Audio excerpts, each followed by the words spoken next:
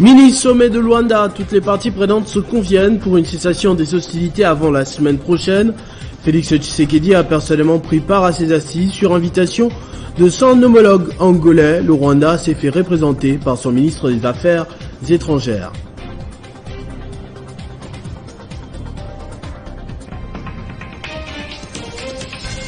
Élection 2023, la CENI va publier le calendrier électoral ce samedi. Affirmation de son président, Denis Kadima, qui appelle les partis politiques à inviter les potentiels futurs électeurs à s'identifier le plus rapidement possible. Crise au Tchad, les envoyés spéciaux du chef de l'État, Félix Tshisekedi, facilitateur du processus de transition, ont échangé ce mercredi avec plusieurs autorités politico-religieuses à N'Djamena. Ils débattront davantage lors d'un dialogue qui va intervenir très prochainement. À titre posthume, Tarcisse Kasongo Mwema Yamba Yamba est admis dans l'ordre national, héros nationaux Kabila Lumumba au titre de grand officier. Les derniers hommages lui ont été rendus ce mercredi en présence du président de la République, de sa famille biologique mais aussi professionnelle. Mesdames et messieurs, bonsoir. Comme annoncé lors de nos précédentes éditions, Félix Tshisekedi s'est bien rendu à Luanda pour assister à ce mini-sommet sur la situation sécuritaire en République démocratique du Congo. Sur invitation de Roaro Lourenço, le chef de l'État a partagé la même table avec son homologue du Burundi, Evariste Ndayishimiye, mais aussi l'ancien président kenyan Uhuru Kenyatta, actuellement facilitateur de l'EAC. Le Rwanda, soutien du M23 qui agresse la RDC, a été représenté de son côté par son ministre des Affaires étrangères, Vincent Biruta. En attendant le communiqué final, nous apprenons de nos sources que les échanges ont abouti à une cessation des hostilités à partir du 25 novembre, avant le retrait du M23 au plus tard ce dimanche. Pratiquement au même moment, le Conseil de sécurité de l'ONU a condamné les rebelles et a appelé à un accès humanitaire sans entrave, tout en réitérant son soutien à la force régionale. Bien avant de se rendre à Luanda, Félix Tshisekedi et son épouse ont assisté à la levée du corps de son ancien porte-parole, Tarcisse Kasongo Mwema Yamba Yamba, un moment rempli d'émotions en présence de sa famille, mais aussi de la presse congolaise, dont le président de journalistes de Kinshasa, Jean-Marie Kassamba. Il y a inscrit son nom dans des lettres d'or de son vivant et rendant grand son nom, que ce soit en interne ou encore en externe. C'est une cérémonie d'hommage digne rendue à celui qui a été pour beaucoup un modèle de l'excellence, Tarcisse Kasongo Mwema Yamba Yamba, décédé le 12 novembre dernier. Accompagné de son épouse, le chef de l'État Félix-Antoine Tshisekedi s'est incliné devant la dépouille mortelle de son ancien porte-parole qu'il venait de nommer au poste de président du conseil d'administration de l'agence congolaise de presse. Après dépôt des couronnes de fleurs, le couple présidentiel est allé partager la douleur qu'a subie la famille de l'illustre disparu. S'en est suivi les témoignages des intervenants sur la vie de cette icône nationale. De leur nombre, le président de l'UNPC Kinshasa et directeur général de l'espace 50, Jean-Marie Kassamba, qui parle d'un baobab de la presse qui s'en va. L'UNPC ne pleure pas Kasongo Mwema. L'UNPC célèbre Kasongo Mwema. Ces grands baobabs de la presse, nous te disons merci. Grand merci pour ce professionnalisme. Grand merci. D'avoir prouvé que dans ce métier, on peut y entrer presque D6 et en sortir docteur, professeur de l'université. Dans ce métier, on peut y entrer comme simple reporter sportif et en sortir porte-parole du président de la République. Merci d'avoir servi ton pays, les alliés, la RDC, avec professionnalisme, dévouement, ici et ailleurs. Que des souvenirs, Kasongo Mwema. À titre personnel, c'est Kasongo Mwema qui a corrigé mon travail du 3e cycle. Avec Mama Ibertine Boum en face de moi, nous avons honoré notre pays à l'Olympia de Paris pour honorer Papa Ouma. Aujourd'hui, Kasongo mérite ces honneurs de la République. Et je remercie notre ministre Patrick Mouyaya qui a beaucoup fait pour que ces honneurs, que le chef de l'État en personne, tous les gouvernements soient ici présents. Sur ordonnance signée le 23 novembre 2022, Tarcisse Kasongo Mwema Yamba Yamba a été décoré à titre posthume dans l'ordre Héros Nationaux Kabila Lumumba. C'est à l'âge de 70 ans que le professeur Tarcisse Kasongo Mwema Yamba Yamba, ancien journaliste de RFI et de la RTNC, a tiré sa révérence. Le ministre intérimaire de l'économie nationale a ouvert ce mardi à Kinshasa un atelier sur le renforcement du dispositif de production, de traitement et de publication des données statistiques. Ces 3 jours de travail doivent permettre au ministère et surtout à son administration de jeter les bases pour la mise en place d'un dispositif efficace. Cet atelier de 3 jours a pour objectif de permettre une réflexion profonde sur les voies et moyens de doter l'administration du ministère de l'économie nationale d'un dispositif efficace pour la collecte, les traitements, l'archivage et la diffusion des statistiques économiques fiables et pertinentes. Ces 3 jours, que j'espère intenses et productifs, doivent permettre à ce ministère et surtout à son administration de jeter les bases pour la mise en place d'un dispositif efficace de production de statistiques économiques de référence qui soit à la fois fiable et pertinent. Le secrétaire général exposera sur les dispositions légales et réglementaires. La direction des approvisionnements fera un état des lieux du dispositif de production statistique au sein du ministère. Des structures externes au ministère, y compris la Fédération des entreprises du Congo pour le secteur privé, évoqueront leurs spécificités respectives dans leur mission de produire des statistiques. J'ose espérer qu'un dialogue franc et sincère va se nouer entre l'administration de mon ministère et les opérateurs économiques. Au terme de cet atelier, les ministres dit attendre de toutes les directions du ministère et du cabinet des propositions concrètes pour améliorer qualitativement le travail des productions statistiques. Une délégation de VUCA Group a eu un tête-à-tête avec la ministre des Mines, Antoinette Nsamba Kalambaye, qui sera comptée parmi les invités de la semaine minière de la République démocratique du Congo qui aura lieu en juin 2023 à Lubumbashi. Dans son cabinet de travail à Kinshasa, Madame la ministre des Mines, Antoinette Nsamba Kalambaye, a eu un tête-à-tête avec une délégation des VUCA Group. Au menu de leurs échanges ont été basés sur les rapports post-événementiels des DRC Mining Week, semaine minière de la République démocratique du Congo, qui était organisée en juin 2022 à Lubumbashi, chef-lieu de la province du Haut-Katanga. La directrice des événements, Patricia Kazaka, a saisi cette opportunité pour remettre à la patronne des mines une invitation pour annoncer la 18e édition de DRC Mining Week qui aura lieu encore une fois à Lubumbashi du 14 au 16 juin 2023. Par la même occasion, Patricia Kazaka a annoncé le lancement d'un nouveau forum des métaux de batterie DRC Africa qui sera un lieu de rencontre entre le gouvernement, les sociétés minières et toutes les parties prenantes. Au sorti de l'audience, Patricia Kazaka s'est exprimée. Il était question d'abord de la présenter, le rapport post-événementiel de la DRC Mining Week, donc la semaine minière de la RDC qui a eu lieu à Lubumbashi au mois de juin, lequel elle nous a vraiment poussé de sa présence et elle était présente à l'ouverture et à la clôture. Elle est restée avec nous pendant 3 jours.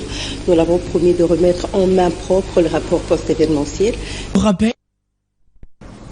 Premier colloque des mandataires en mines et carrières articulé autour de 2 principaux thèmes dont les mandataires en mines et carrières à l'épreuve de la pratique, les 4 ans du code minier, faut-il le réviser, regroupant les experts de l'administration minière congolaise.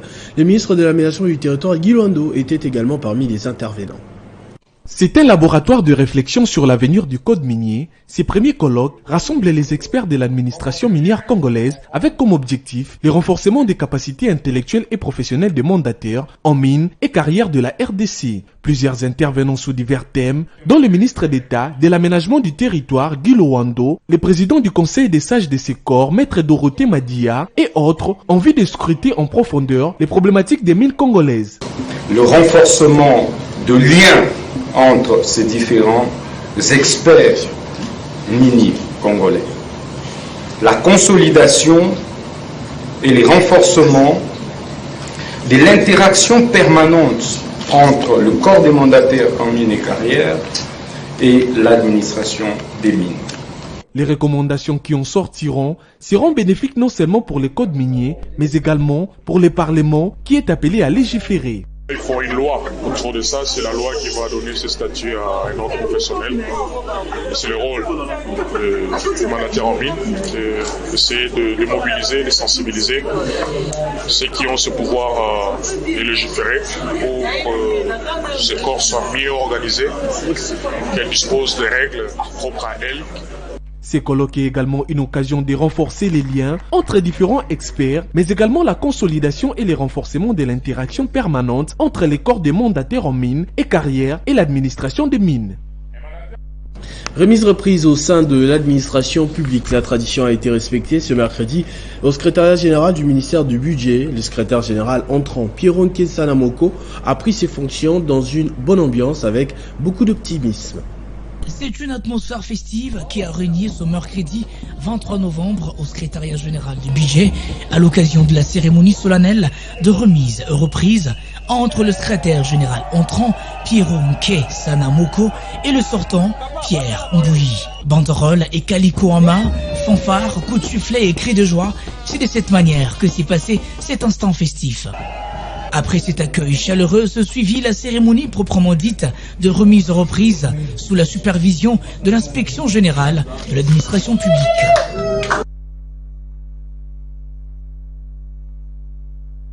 C'est ce samedi 26 novembre que la CENI va procéder à la publication du calendrier électoral.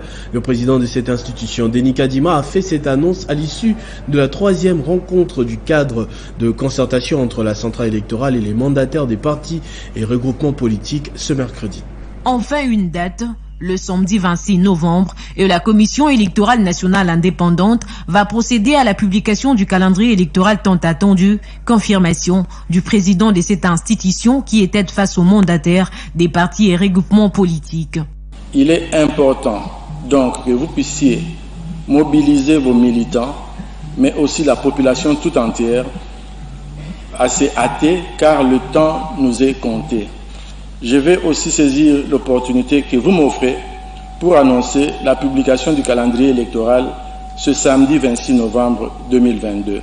Au cours de ce 3e cadre de concertation entre la CENI et les formations politiques, la centrale électorale qui s'apprête à emprunter un virage crucial qui mène à l'actualisation du fichier électoral de le mois prochain, a éclairé les participants sur les étapes clés.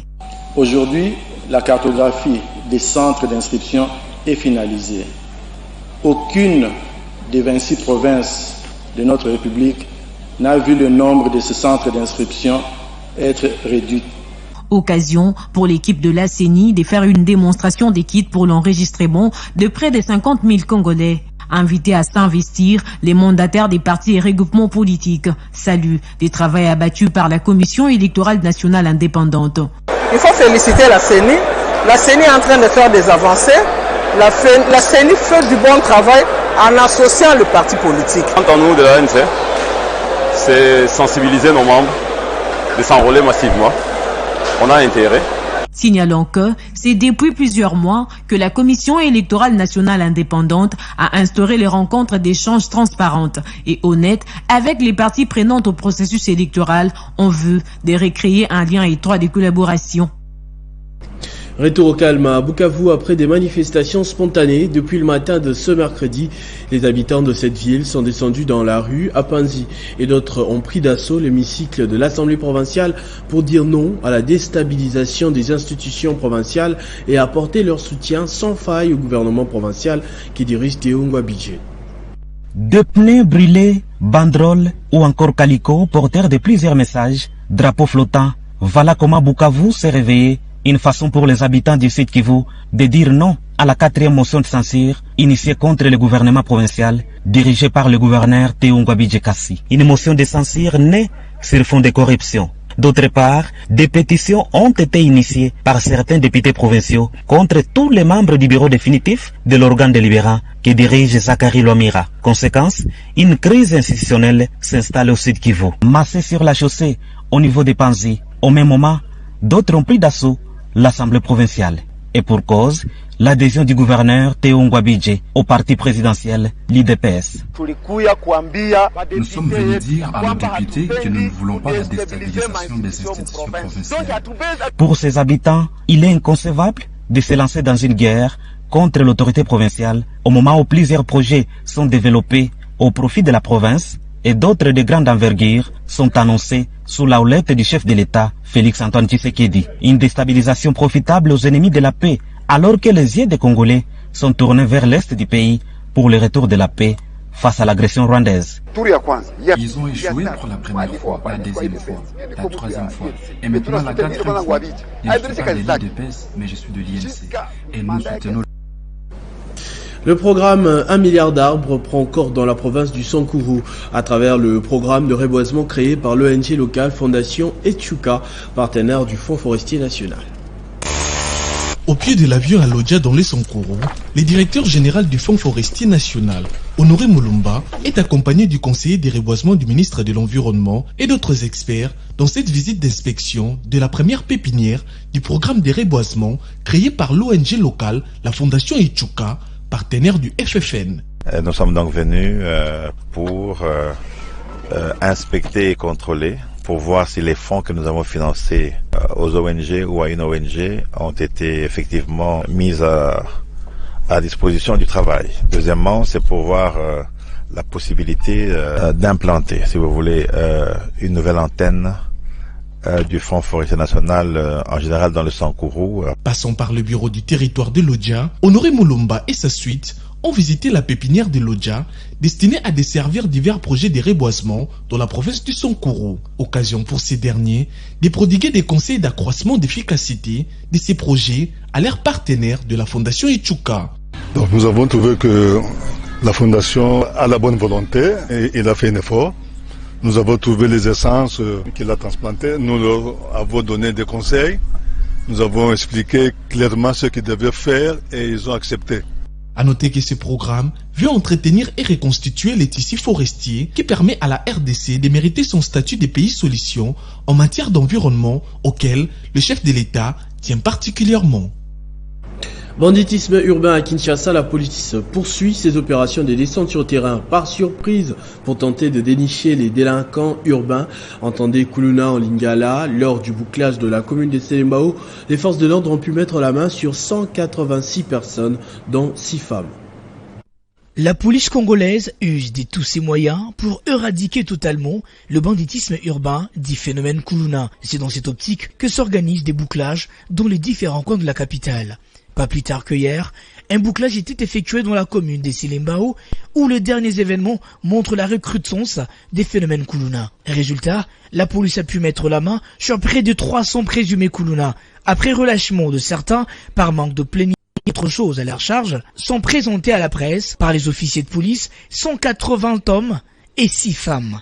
Le général Silvano Kassongo, présent sur les lieux, a livré sa version de fait, tout en saluant les efforts du commissariat général qui les a dotés des véhicules, des secours et d'autres véhicules anti-émeutes. La population ne doit pas avoir peur, au contraire, bien au contraire. La population doit s'organiser. La police ne peut pas être partout à la fois. La police ne peut pas être dans toutes les rues, dans toutes les avenues. Il faudrait que la population s'organise. S'il y a des Kuluna qui sèment les désordres, la terreur, qui puissent les arrêter, les amener à la police. La police est à leur disponibilité. Il faudrait qu'il y ait une collaboration franche, qu'il y ait un mariage entre la police et la population pour éradiquer définitivement les phénomènes Kuluna. C'est vrai que nous avons des difficultés concernant Kanamaka CC, mais il y a la justice qui est là. Au Katanga, après les bus offerts pour le transport du personnel de sa commune, le bourgmestre de Sitourou, Placide Kisokola, a présenté au maire de la ville de Likasi une niveleuse pour aménagement des routes de son entité accompagnée d'une Jeep au service de la police communale. Il n'y a que peu de temps que le bourgmestre Placide Kisokola de la commune des Sitourou venait de présenter un bus pimpin neuf destiné au transport du personnel de sa commune. Cette entité de la ville de Likasi, dans les Hauts-Katanga, connaît un gestionnaire hors pair. Placide a présenté au maire de la ville une niveleuse neuve destinée au réaménagement des routes au sein de son entité et une Jeep 0 km pour la police communale, une réponse à l'appel du gouverneur Jacques Kaboula Katoué lors du conseil des sécurités tenu à Likasi pour remonter le niveau de la lutte contre la criminalité et le banditisme urbain. Ému de joie, le maire de la ville de Likasi a salué la volonté politique d'un bon dirigeant. Réunion du conseil provincial de sécurité tenue au MESPAN de Saint-Kassi, la houlette de son classe, monsieur le gouverneur. Il avait été inscrit à la commune de Sitourou, à la commune de Panda et à la commune de Likasi.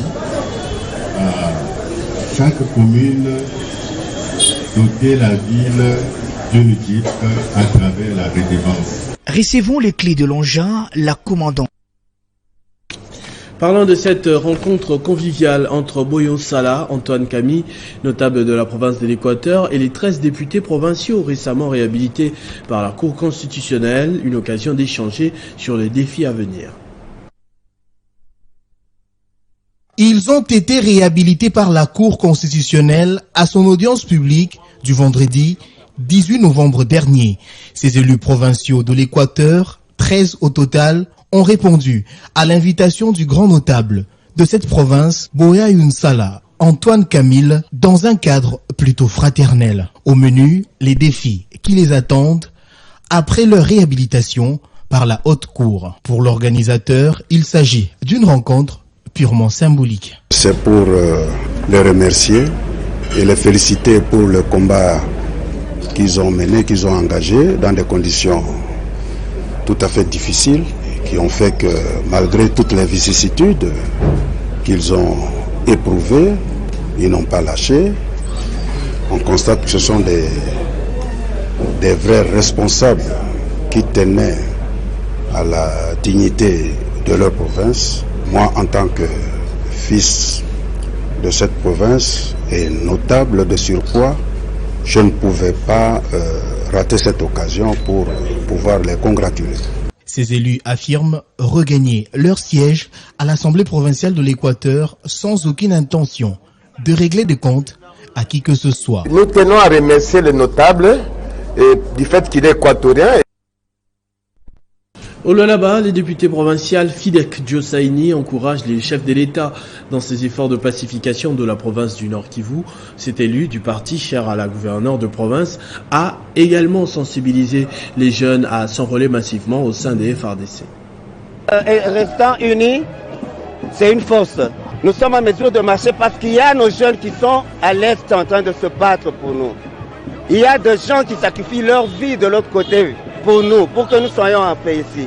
Donc ce que nous devons faire, c'est les remercier et surtout les soutenir le chef suprême et sans oublier surtout la population de l'Est qui est tout le temps martyrisée, ça fait déjà 2 décennies.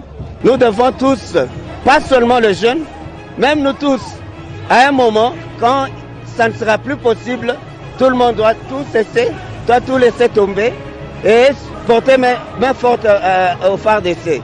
Mais j'encourage les jeunes à s'enrôler massivement parce que sans l'armée, nous ne sommes rien. Nous devons encourager nos jeunes à rejoindre le rang de FARDC pour que nous ayons une nation forte, digne de ce nom. Jean-Claude Mukendi, nouveau directeur général des lignes maritimes congolaises, reste déterminé à mener à bon port cette entreprise publique à travers un plan de relance 2023-2025 pour redynamiser cet armement congolais qu'il a présenté au conseil d'administration. Je remercie sincèrement le président de la République de Son Excellence sont dévolus sur nous en nous nommant directeur général des lignes maritimes congolaises. De notre prise de fonction, nous avons fait l'état des lieux de l'entreprise et nous avons fait aussi les diagnostics que nous avons eu à présenter au conseil d'administration. Pour ce faire, le conseil d'administration nous a demandé d'élaborer le plan de relance 2023-2025 qui tient compte des diagnostics que nous avons posés. Ce plan de relance 2023-2025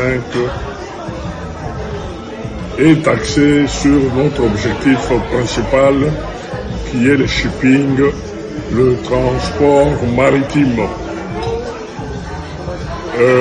Raison pour laquelle nous nous trouvons ici à Bruxelles, parce que le gros, si pas la totalité actuellement de notre transport maritime, c'est sur la ligne Nord-Continent. Formation militaire dans le Haut-Katanga, le colonel Mangolé Mbokani a su mettre tout le monde d'accord en obtenant son diplôme d'études approfondies de Calvary University avec mention grande distinction. Retour sur cet événement riche en émotions.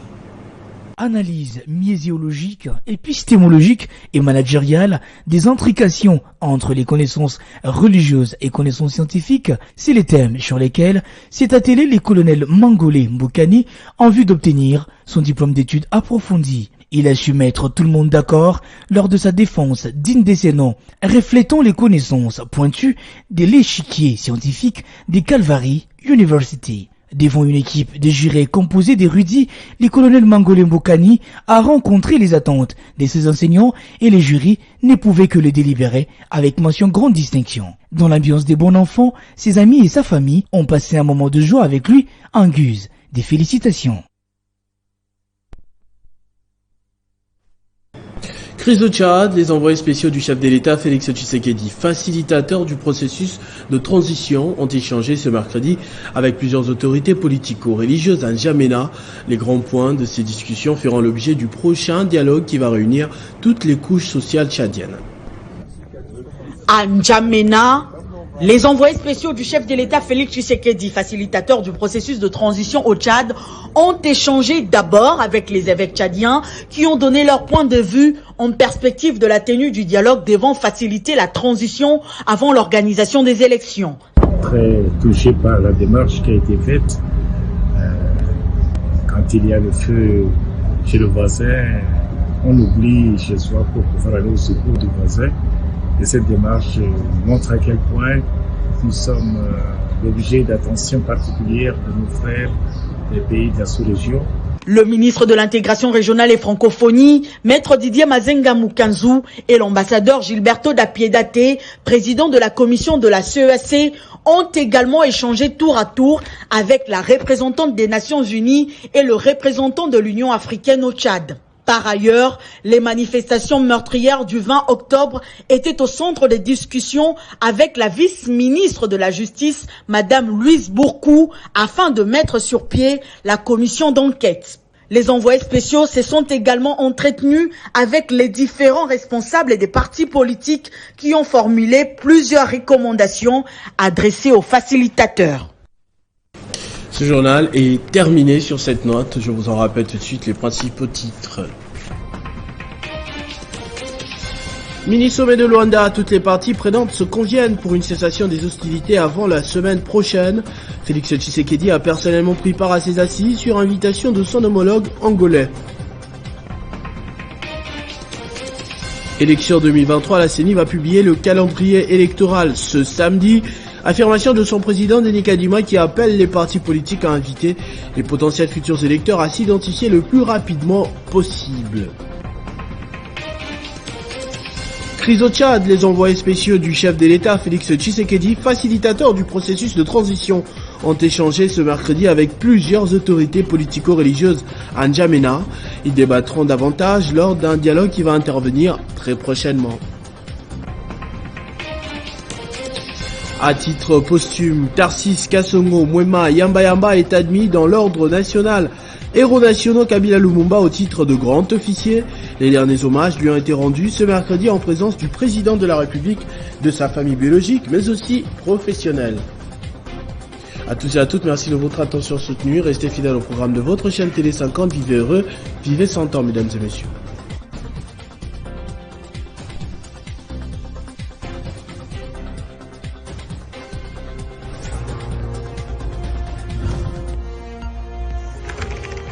L'actualité reste incontinue.